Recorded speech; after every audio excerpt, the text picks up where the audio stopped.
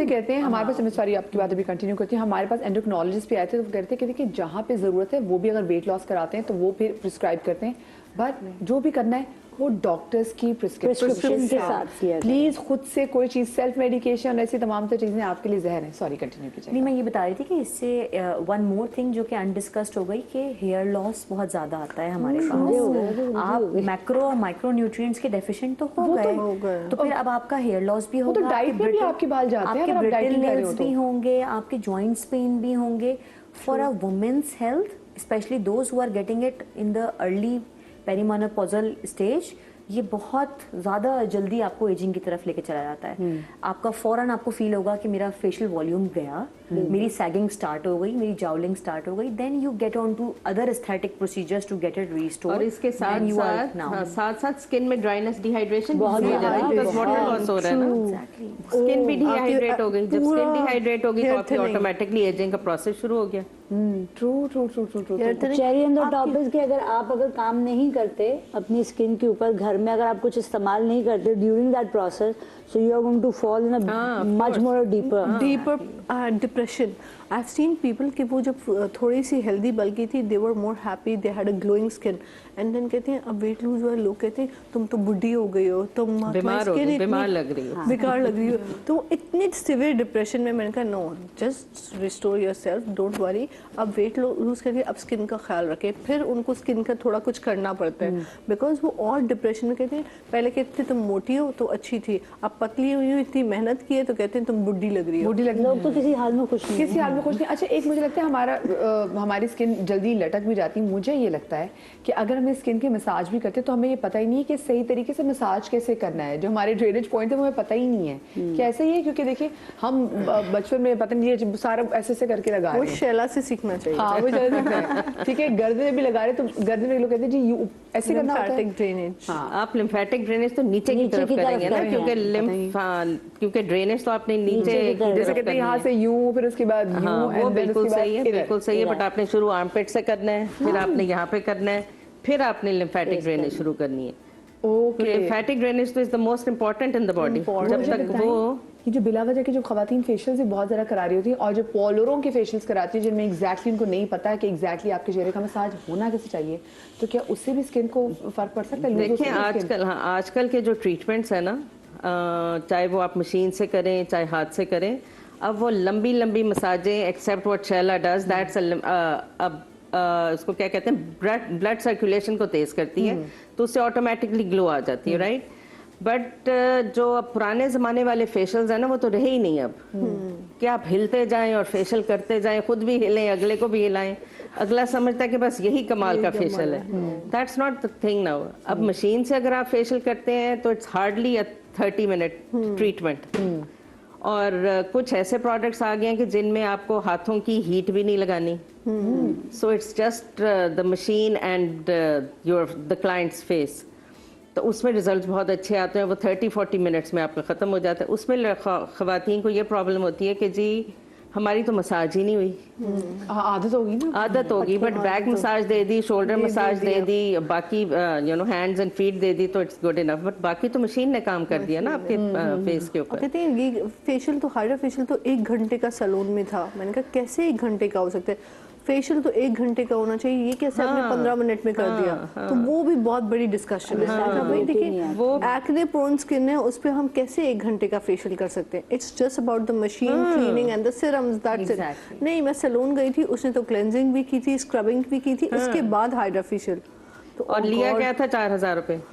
ये भी मजे की बात है। तो उसमें तो सीरम्स भी मेरे ख्याल से फिर वो कैसे होंगे? देखिए हाइड्रा फेशियल का मतलब है cleaning of the skin and hydration of the skin, deep cleanse of the skin with the help of machine. There no usage of the nothing hands at all. अगर आप जाके पहले क्लेंजिंग, उसके ऊपर scrubbing, उसके ऊपर हाइड्रा की machine, तो फिर लोग आते रेफर करते पूरे बड़े बड़े सिस्टिक एक्ने। हाइड्रा फेशियल कराया था तो ये एक्ने हो गया। और तो जब नील भी पड़े होते हैं, वो सक्शन इतनी होती है, नील भी exactly पड़े हुए होते हैं हर strong, जगह। इतना सक्शन की वजह तो से ये जो strong- 3-3, 4-4 हजार के मैनी पेडी और साथ में हाइड्रा फेशियल्स की जो ऑफर आई होती है, Exactly. उसमें फिर वो किस किस्म के प्रोडक्ट्स इस्तेमाल वो हो फिर रहे हैं? पानी के साथ हाइड्रा फेशियल करते हैं, सीरम से नहीं होते, नहीं उसमें होते। डिस्टिल वाटर होता है या नॉर्मल पानी। ओरिजिनल तो नहीं हो सकता और for फिर sure. उसके ऊपर फेस पॉलिश कर देते हैं, तो गोरे चिट्टे तो वैसे ही हो गए, चिट्टे वैसे ही हो गया आप। ग्लो भी आ गई। Glow भी आ गया। बाकी वो फिर पानी के साथ करें या जिसके साथ मुझे एक मर्जी बात, करें। ये खवातीन ये बात बताएं, ये जो हम पहले चेहरे पे ब्लीच, आप लोग ब्लीच को ज़्यादा प्रेफर करेंगे? मैं वैसे बहुत दफ़ा सवाल पूछ चुकी हूँ, लेकिन मैं एक बार फिर से, वो लोग जिनको नहीं आइडिया, आप लोग ब्लीच को ज़्यादा प्रेफर करेंगे या फिर आप जो है हेयर रिमूवल लेजर को आप प्रेफर करेंगे? हम किसी भी ट्रीटमेंट में हम फेस पॉलिश या ब्लीच यूज नहीं करते। अगर आपका प्रोडक्ट अच्छा है तो आपका रिजल्ट ऑटोमेटिकली उससे आ जाएगा।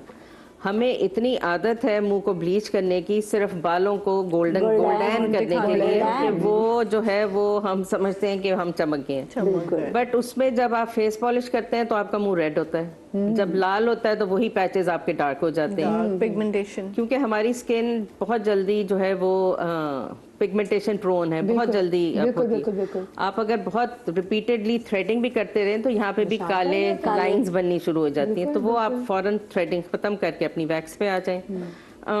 बहुत सारे लोग हमारे पास आते हैं कि जी बाल मेरे हटा दें, मुझे डर्मा प्लेनिंग कर दें। Derma planing is not removal of hair, derma planing is basically to remove dead skin if needed, और वो भी बहुत ड्राई डिहाइड्रेटेड स्किन पे होती है। जब आप ऑयल लगा के करते हैं तो वो डेड स्किन भी रिमूव हो जाती है, फिर नेचुरली जब आप डर्मा प्लेनिंग करेंगे तो जो रुआं है या दाढ़ी मूछे हैं तो वो भी जाएंगे बाल साथ। अच्छा, बहुत सारे लोग that's not an alternate to laser और वैक्स। और आलिया जी, बहुत सारे लोग जिनके अगर आपके बाल हार्ड हैं और आपको लग रहा है नहीं मेरे बाल बहुत ज़्यादा हार्ड है, मैं तो ब्लीच ही करूंगी, फिर आप उसको बहुत ज़्यादा कॉन्सेंट्रेटेड बनाते हैं, फिर वो जो कॉन्सेंट्रेटेड जितनी ब्लीच आपके मुंह पे लगेगी उतना फिर आपका मुंह लाल बन, उसके बाद फिर आप कहते हैं ये पता नहीं मेरे मुंह पे ये पैचेस वो कहाँ से मोटा पड़ गए बाल तो हैं। ब्लीच होगा ही नहीं ना। हाँ, वो हमेशा होगा ही नहीं। लाइट बाल ब्लीच होते हैं। सिर्फ रुआं ब्लीच होगा, मोटा बाल नहीं ब्लीच होगा, कभी भी नहीं होगा। वो भी 15 मिनट के लिए भी नहीं। ब्लीच करने से आपकी मेलानोसाइट प्रोडक्शन बढ़ जाती बढ़ है। जाती है, मेलानोसाइट वो बिल्कुल। सेल हैं जो हाँ, आपकी स्किन में पिगमेंट देते हैं। पिगमेंट देंगे। तो जहां आपने ब्लीच किया वहां आपने अपनी स्किन को ना सिर्फ पतला कर लिया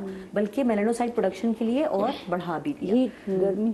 इन्फ्लेमेशन तो एक अलग है कि रेडनेस और वो सब चीजें तो आ ही रही हैं, लेकिन आप झाई को खुद दावत दे रहे हैं कि आओ और मेरे ऊपर अटैक कर लो। और ये एक प्रोग्रेसिव डिजीज है। मिलास्मा अगर किसी को हो जाए तो वो आपको पता है सेल डिवीजन जो है, हम नाखून भी काटते हैं तो वो एक सर्टेन टाइम के बाद बढ़ना है, तो 2 या 3 सेल्स का आना भी कल को लाखों में तब्दील हो जाएगा। और डॉक्टर फारिया, अगर ये ट्रीटमेंट आप करा रहे हैं उसके बाद आपने किचन में काम भी करना है, वो किचन की हीट भी है, फिर ये वो जो पता नहीं आई डोंट नो अब वो लोग कर रहे कि नहीं कर रहे, लेकिन वो जो एक टाइम आ गया था इसमें 4 क्रीमों को इस्तेमाल होते थे। एक तो ऑलरेडी आपकी जली हुई स्किन, फिर जो 4 क्रीमें लगा के आप उसको मजीद साड़ना है, तो वो तो मैंने लोगों को देखा उनकी स्किन कभी बेहतर जिंदगी में हुई नहीं है। फॉर्मूला क्रीमें जो होती है, फॉर्मूला क्रीम से हम एग्जैक्टली यूजुअली ये करते हैं बीइंग अ डर्मेटोलॉजिस्ट के क्यू स्विच लेजर जो कि एक्चुअली आपके मेलानोसाइट्स को अटैक करता है, मेलानोसाइट की प्रोडक्शन को इनहिबिट करता है और कम करता है। अच्छा। हमारे पास जब पेशेंट्स आते हैं कि हमारे कोई इवेंट्स हैं और हमें एक कोई ग्लो चाहिए और हमें कोई डाउन टाइम नहीं चाहिए, तो Q switch laser is something which is approved,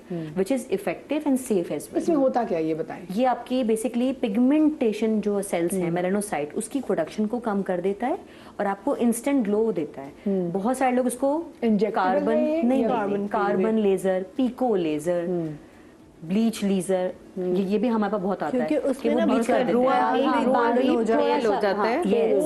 और वो खुद ब्लैक ब खुद ब्लैक जो उतर भी थिक जाता बाल है। होते हैं वो Exactly। गोल्डन हो जाते हैं, तो और उसके बाद वो इतने वीक हो जाते हैं, झड़ भी जाते हैं, झड़ ओह जाते अच्छा, हमारे साथ कराची से कॉलर मौजूद है हुमैरा। अस्सलाम वालेकुम हुमैरा। वालेकुम अस्सलाम, क्या हाल है आप सबके? बिल्कुल ठीक, अल्लाह का शुक्र, आप ठीक ठाक हैं? अल्हम्दुलिल्लाह अल्हम्दुलिल्लाह। मगर मेरा सवाल ये है कि जैसे आजकल हार्ट ऑपरेट करते हैं तो उसमें जैसे वॉइस के चेंज करते हैं, तो जब हम फेशियल लेते हैं ना तो इलेक्ट्रिक जैसे मशीन का होता है फेशियल ना, तो वो प्रॉब्लम करता है, तो इनको कौन सा फेशियल लेना चाहिए?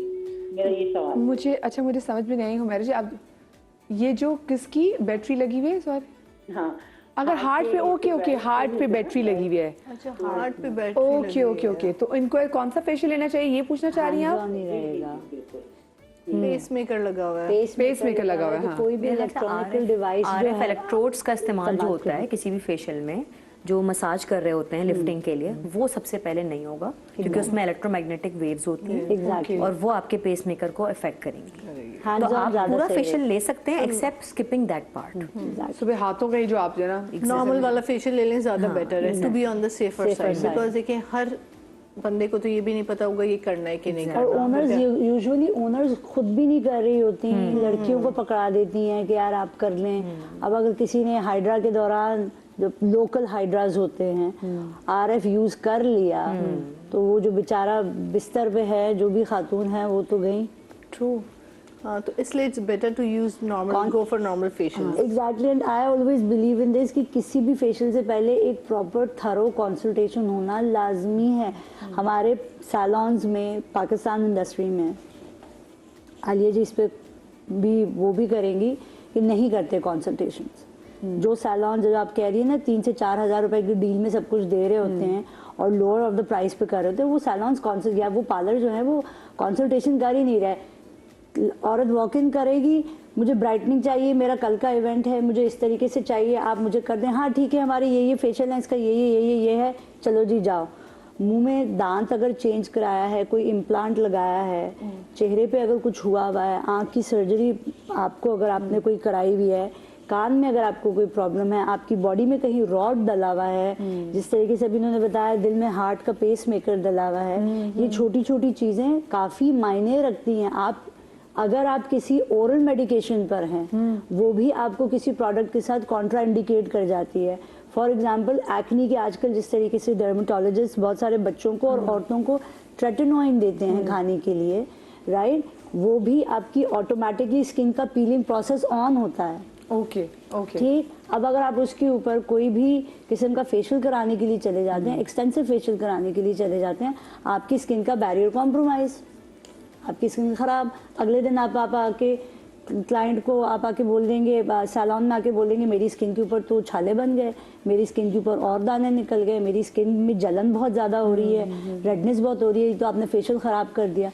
अब अगर बाद में आप बताएं, पूछेंगे कि आपने कोई दवाई पर है, तो गलती आपकी बनती है as a salon owner, as a parlour, कि भाई आपने पूछा नहीं कस्टमर से कि आप किसी ओरल मेडिकेशन पे तो नहीं है। थायराइड हो गया, ट्रेटिनोइन हो गई, थायरोइड, ये बहुत सारी चीज़ें एक मैटर करती हैं किसी भी ट्रीटमेंट या फेशियल को सक्सेसफुल बनाने के भाई। लिए। और यहाँ पे तो ये भी कि सैलॉन्स वगैरह में जो पार्लर्स वगैरह में वो खवातीन जो कि फेशियल कर रही हैं, वो उनको भी लड़कियां नहीं फेशियल पता। कर रही हैं, उनकी अपनी जो है वो हाइजीन वो भी कॉम्प्रोमाइज होती है। Compromised फिर वही प्रोडक्ट, वही जो टूल्स जो कि एक चेहरे पे इस्तेमाल हुए हैं, फिर वही टूल्स अगले के ब्लैक हेड्स निकालने में भी इस्तेमाल हो रहे हैं true, without sanitization. Without and sanitization. Secondly देखें, ट्रेटिनोइन जब आप यूज करें, you are going to a dermatologist. Exactly. Tretinoin तो आप डर्मेटोलॉजिस्ट के बगैर यूज नहीं कर सकते। Then there is no need to go for the facial when you certain time के लिए, जब तक आप वो ट्रीटमेंट कर रहे हो, तो उसके लिए रिकमेंडेड ट्रीटमेंट्स हैं कि आपको क्लीनिंग करनी है, तब हाइड्रा फेशियल है कि आप सिंपल सा क्लीनिंग करें ट्रेटिनोइन के लिए। आप उस पे जाके अगर स्किन को रगड़वाएंगे तो छाले तो बनेंगे। नहीं, Retinoid दूसरी में एक तो और skin चीज भी बहुत है कि sensitive आजकल होती है। रेटिनॉल्स वो इतनी उसकी hype They are create so हुई है कि true. Everyone's using retinol. बिल्कुल। अब उस रेटिनॉल के साथ आपने कौन सा ट्रीटमेंट सैलून में करना है या डर्मेटोलॉजिस्ट ने करना है, वो भी एक कहानी है पूरी। देखिए हमारे पास सारे इन्फ्लुएंसर, हर कोई नया ब्रांड निकल रहा है, वो सबसे पहले रेटिनॉल दे रहे हैं। इवन नियासिनामाइड, हाइलुरोनिक चलो is a safe product because It is safe, it's plumping up your skin, but niacinamide and retinols and ये सारे बड़े डेंजरस प्रोडक्ट्स हैं। अगर आप जाके फ्रीक्वेंटली सैलून्स में या डर्मेटोलॉजिस्ट के पास जाओ, और फिर बताना भी नहीं है किसी को कि हम ये यूज कर रहे हैं। एग्जैक्टली, और फिर जब आप पेशेंट्स आते हैं और वो ये बताते हैं कि हमने पील कराई, केमिकल पील, और हमारी स्किन बर्न हो गई। अच्छा, क्यों बर्न हुई? जब हमने इन्वेस्टिगेशन की तो पता चला कि ट्रेटिनोइन लगा रहे थे। तो ट्रेटिनोइन पे केमिकल पील हो ही नहीं सकती। बिल्कुल।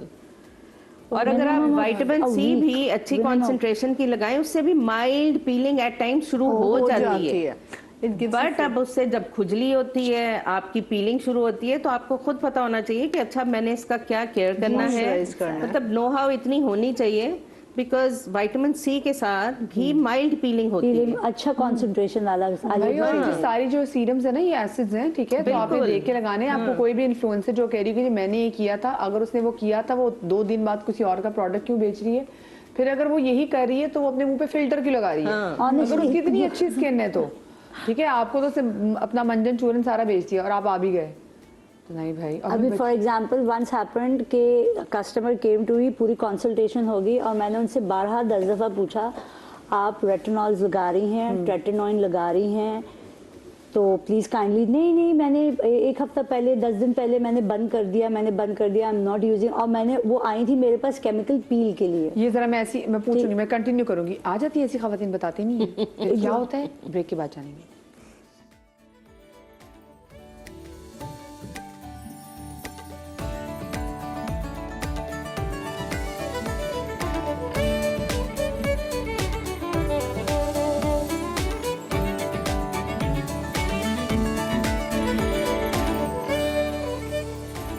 जी जनाब, welcome back after the break. और क्योंकि आज हम अपना शो कर रहे हैं स्किन की ट्रीटमेंट्स के हवाले से, स्किन डिजीज़ के हवाले से। और देखिए, जब हम बिला वजह स्किन की ट्रीटमेंट शुरू कर देते हैं, फिर स्किन की डिजीज़ भी ज़्यादा जन्म लेना शुरू कर देती हैं। फिर आप कहते हैं हाँ है स्किन मेरी खराब होगी, मैं की कर छड़िया। तो ब्रेक पर जाने से पहले शैला मैं बता रही थी, क्योंकि देखें एक तो अपने पार्टनर से, अपने बच्चों से, वैसे तो आपको हर एक के साथ सच बोलना चाहिए, लेकिन जो आपका डॉक्टर है ना, चाहे वो आपका स्किन का डॉक्टर हो या आपको वैसे आपके मैदे का, आपके दिल का, आपके गुर्दों का, जिसका भी डॉक्टर हो, उससे आपको सच बोलना चाहिए। तो आप बता दीजिए किस्सा कि आपके पास खातून आई। क्लाइंट थी, मैं उनकी केमिकल पील करना था हमने प्रोसीजर उनका। तो मैंने उनसे कंसल्टेशन में पूरी चीज़ पूछी कि आप कोई दवाई तो नहीं खा रही, कोई क्रीम्स लगा रही हैं, तो आप प्लीज़ नहीं मैं कुछ नहीं लगा रही। मैंने उनसे पूछा आप रेटिनॉल यूज़ करती हैं, आप ट्रेटिनॉइन करती हैं, तो आप मुझे बता दें सो दैट कि हम उसी हिसाब से फिर आपका ट्रीटमेंट प्लान करें। नहीं I am not using anything, I am perfect, I am all okay. ठीक है, फाइन, आओ जो बिस्मिल्लाह। चलें बिस्मिल्लाह। जब काम करना शुरू किया और हमने पीलिंग स्टार्ट की, तो उनकी आंखों के कॉर्नर पे फ्रॉस्टिंग ज़्यादा होना शुरू हो गई एक साइड पे। और मैंने उनसे पूछा, मैंने कहा आप अपनी आंखों के लिए, अंडर आई के लिए आप कुछ इस्तेमाल कर रहे हैं तो, और कब किया है, उसमें रेटिनॉल ज़रूर है, you are not letting me know. ओ मेरी तो आई क्रीम है और मेरी उस आई क्रीम के अंदर परसेंटेज ऑफ रेटिनॉल है। मैंने कहा बाजी आपसे पूछा तो था मैंने, तो आपकी रिस्पॉन्सिबिलिटी बनती है ना मुझे बताना, राइट? बिल्कुल। ओ नहीं मैंने कल रात को ही लगाई थी। मैंने कहा फ्रॉस्टिंग हो रही है, ये अभी आपको फ्रॉस्टिंग है, ये कल ब्राउन पैच बनेगा और उसके बाद ये यहाँ से उखड़ेगा जख्म की तरह, और ये हो सकता है कि यहाँ पे ये ब्लेमिश छोड़ जाए और ये दाग बन जाए। देन द प्रॉब्लम, जो उसके बाद की जो प्रॉब्लम है, वो मेरे कंधों पे नहीं आनी चाहिए, बिकॉज यहाँ पे फॉल्ट आपका है। बिल्कुल, क्या आपने बताया। एंड आप ये नहीं कुछ भी नहीं होगा, नहीं आप you go on, I see to it. और वही हुआ 2 दिन के बाद, ये देखिए ये दाग रह गया, ये दाग हो गया। और मैंने उनको फिर वॉइस नोट करवाया और एक मैसेज टाइप इन करवा के भेजा कि मैंने आपको ये चीज़ ऑन द बेड बताई थी, सो मैं इस चीज़ का क्रेडिट नहीं लूँगी, रिस्पॉन्सिबिलिटी नहीं लूँगी, ये आपका ब्लंडर है, मेरा ब्लंडर नहीं है। मैंने अपनी तरफ से आपसे हर चीज़ पूछ ली थी। यही नहीं मदिहा, क्लाइंट्स, अभी हालिया जी ने डर्माप्लेनिंग का बोला, औरतें इतनी एडमेंट हो जाती हैं, ज़िद्दी हो जाती हैं कि उनको फर्क नहीं पड़ता कि इस चीज का रेप्रिकॉशन क्या आएगा। उनको सिर्फ अपना इवेंट दिख रहा होता है, सिर्फ अपना इवेंट, अपनी स्किन की शाइन। पागल हैं, खुदा की कसम है, ऐसे ही है। लिटरली उनको बस लग रहा होता है पता नहीं क्या बनना है उन्होंने। गायनाकोलॉजिस्ट है उनकी बहन, और वो खुद आई है, गायनाक है उनकी बहन का, और हमसे झूठ बोल रहे हैं कि 1 हफ्ते के बाद इसका निकाह है। बंदी का पूरा फेस एक्नी से फ्लेयर्ड अप था और एक्टिव एक्नी, और उस पर वो बज़िद थी कि आप डर्माप्लेनिंग करें। मैंने उनको बोला कि डर्माप्लेनिंग नहीं हो सकती है। मैं उनकी गायनेक बहन से बोल रही हूँ, डॉक्टर साहब आप गायनेक हैं, आप समझा लें। नहीं ठीक है, शैला ने बोल दिया ना, ओके ठीक है, नहीं करें। ये करके मैं अपनी जो मेरी असिस्टेंट है सीनियर, उसको मैंने फेशियल प्रिस्क्राइब किया और मैंने उनको रूम में करके मैं अपना फेशियल करने चली गई। थोड़ी देर के बाद जब मैं अपना कर आई सारा कुछ करके, तो मुझे बाद में मेरी मैनेजर कहती है कि मैम उन्होंने और उनकी बहन ने कमरे में जाकर हमसे फोर्सफुली डर्माप्लेनिंग कराई है और हमने उनसे कंसेंट फॉर्म साइन करवाया है। मैंने कहा चलो ठीक है, ज़बरदस्ती कराया ना, कंसेंट फॉर्म साइन हो गया। Cherry on the top was 2 दिन के बाद दोबारा मैसेज आता है कि ये देखिए हमारी स्किन के ऊपर ये एलर्जिक रिएक्शन हो गया है और ऐसी हो रही है। मैंने कहा इनसे पूछो इनका इवेंट का। कहती है उसके अगले दिन ही उनका निकाह था and she did her makeup. Oh my God, oh my God, सारी गलती सैलून ओनर्स की नहीं होती, आपकी right? होती है भाई। आपकी भी गलती होती है, थोड़ा रिस्पॉन्सिबिलिटी आप भी लेना सीखें, बिकॉज जब आपसे कोई एक अच्छा सैलून ओनर या पार्लर या प्रैक्टिशनर या डर्मेटोलॉजिस्ट आपसे हर चीज की बॉर्डर लाइन कर रहा है, आपके ऊपर भी as a customer as a patient responsibility बनती है कि आपकी लाइफ में जो हो रहा है ना आप वो बताएं। बिल्कुल बिल्कुल मैं अच्छा पूछूंगी इनसे कि कौन से ऐसे ट्रीटमेंट्स हैं कि अगर वो आप करवा लें, अगर खुदा ना खासा कोई ऐसे डैमेज हो जाए तो वो इरिवर्सिबल, यानी कि वापस नहीं जा सकते। लेकिन उससे पहले बालाकोट से मेरे साथ कॉल मौजूद है शगुफ्ता। अस्सलाम वालेकुम शगुफ्ता जी। वालेकुम अस्सलाम, कैसी मदीबा जी, आप ठीक है? बिल्कुल ठीक, अल्लाह का शुक्र, आप ठीक हैं? ठीक ठाक, मुझे यकीन नहीं आ रहा मैं आपसे बात कर रही हूँ। बिल्कुल अरे यकीन सबके नहीं आ रहा। क्यों भाई, क्यों यकीन नहीं आ रहा आपको? बस यकीन मैं इतनी काल मिलाती, इतनी कभी काल नहीं लगती, आज लगी है, इतनी खुशी हो रही है। मुझे भी बहुत खुशी हो रही टीवी में भी देख रही हूँ। है। बहुत बहुत शुक्रिया, बहुत शुक्रिया। क्या पूछना चाहोगे? मेरी तरफ से अस्सलाम वालेकुम। वालेकुम सलाम। मैं ये बताने के लिए कॉल की कि मेरी स्किन पे छाइयाँ बहुत होगी बाजी, अच्छा छाइयाँ, ठीक है छाइयाँ बहुत हैं, और दूसरा मुझे नींद नहीं आती ना, उसकी वजह से मेरा वजन बहुत कम हो गया। डॉक्टरों के पास भी गई हूँ, दवाइयाँ भी खाई, उनकी वजह से मेरे बाल गिरने लग गए। अच्छा, एक तो ये कि मुंह पे मैंने कुछ नहीं लगाया, लेकिन छाइयाँ बहुत होगी मेरे मुंह पे, मुझे समझ नहीं आती, हम इतने पढ़े लिखे हैं नहीं, तो मुंह पे छाइयाँ शगुफ्ता बहुत जी? होगी। डॉक्टर कहते हैं खून भी पूरे। शगुफ्ता मिजान, मुझे आप एक बात बताओ, एक तो आप बालाकोट में रहती, बालाकोट में ठंड बहुत होती है। हम कमरे से बाहर नहीं आ सकते, तो सर्दी तो बहुत है। हाँ, तो मुझे बताएं वैसे अपनी स्किन को मॉइस्चराइज करने के लिए आप कभी कोई क्रीम वगैरह इस्तेमाल किया आपने? नहीं, ये ग्लिसरीन और वगैरह आपके शो में बताया था वो लगाते हैं बस, और कुछ नहीं, या ग्लिसरीन होती है वो लगाते जो ग्लिसरीन वगैरह मुझे, अच्छा चले मैं सबसे कुछ आपने सवाल पूछना है इनसे? इनसे ये है कि इनका देखिए हार्मोनल प्रोफाइल चेक करना जरूरी है। आयरन डेफिशिएंसी होगी, जो वजन एकदम पूरे हैं मेरे। खून पूरे, पर एक दफा अच्छी तरह फिर भी टेस्ट कराएं, थायराइड का टेस्ट कराएं कि एकदम से क्यों इतना ज़्यादा वेट लॉस हुआ है। हो सकता है कोई ब्लड लॉस की वजह से हार्मोनल साइकिल होती है उसकी, उसमें ज़्यादा हो रहा हो, फेरेटिन लेवल कम हो गया, एज भी ठीक होगा, आयरन प्रोफाइल कम होगा, जिसकी वजह से बाल भी गिर रहे हैं, वेट लॉस हो रहा है, और छाइयाँ भी इसलिए बन रही है। जब पूरे न्यूट्रिएंट्स नहीं है, आप रोज़ाना एक अंडा खाएं, बॉयल एग खाएं, दूध पिएं, केला खाएं, इंटरनल ग़िज़ा को अच्छा करें तो ज़्यादा बेहतर होगा, और एक सन ब्लॉक लगाएं। हाँ, एक सन ब्लॉक तो क्योंकि देखिए बालाकोट में जो एक तो हमारे जितने सफाई भी है हैं ना, पोल्यूशन नहीं है, तो सन की रेज भी डायरेक्टली हिट कर रही होती है। बिल्कुल, क्योंकि ये तमाम तर जो जगह हैं, उन्होंने बताया कि ग्लिसरीन तो लगाती हैं भाई, जितनी मेरी बहनें हमें देख रही हैं ऐसे तमाम तर इलाकों से, जो पहाड़ी इलाके हैं जहाँ पे ठंड बहुत पड़ती है, अपनी स्किन को आपने कुछ शदीद मॉइस्चराइज रखना है, क्योंकि मैंने देखा है जो पहाड़ी इलाके के जो लोग होते हैं ना, उनकी skin wrinkles, age- हाँ एजिंग बहुत जल्दी करती है, इसलिए कि वो 30 साल की होती है, लगता है they are 50, just because dryness की वजह से उनकी स्किन पे बहुत जल्दी झुर्रियाँ पड़ जाती हैं। और अगर क्रीम्स अफोर्ड नहीं कर सकती तो सबसे अच्छा आपका कोकोनट ऑयल है। कोकोनट ऑयल, नारियल का तेल बहुत अच्छा है आपके मुंह के लिए। ऑलिव ऑयल भी अच्छा है रात को लगाने के लिए। मैंने तो आमंड देखा ऑयल, लोग- बादाम का तेल। मैंने तो देखा लोग सरसों का तेल भी मुंह पे लगा लेते हैं। अच्छा, उससे काला होता है इंसान। सरसों से काला, सरसों के तेल से फेस काला होता है, वो गर्म है। Coconut oil is very good, it has it's very anti inflammatory properties, वो आपकी स्किन पे ग्लो भी देता है, बिल्कुल। ड्राइनेस को खत्म करता है, फंगस नहीं होने देता। ऑलिव ऑयल लगाएं डीप हाइड्रेशन के लिए, रात को ऑलिव ऑयल सर्दियों में, और दिन में आप कोकोनट और ऑयल। हमेशा हल्के से गीले मुंह पे लगाएं, हाँ, डैम्प मुंह पे, नमी वाले मुंह पे। इतना सूखा आपने नहीं। मुंह, हाँ, ड्राई बिल्कुल नहीं लगाएंगे, जरा सा नमी वाले मुंह पे लगाएंगे ना तो वो अच्छा पेनिट्रेट होता है फिर। चाहे क्रीम हो चाहे हाइलोरॉनिक, तो बहुत ही अच्छे गीले उस पे कुछ नहीं लगाने यानी कि चाहिए। आपने करना, क्योंकि हम तो पहले मुंह को अच्छा ड्राई करते हैं टिश्यू से, उसके बाद इतना रगड़ना रगड़ना चाहिए, नहीं जरा सा चाहिए, डैम्प होना चाहिए, बिल्कुल। हल्का सा टैप करें और उसके बाद लगाएं।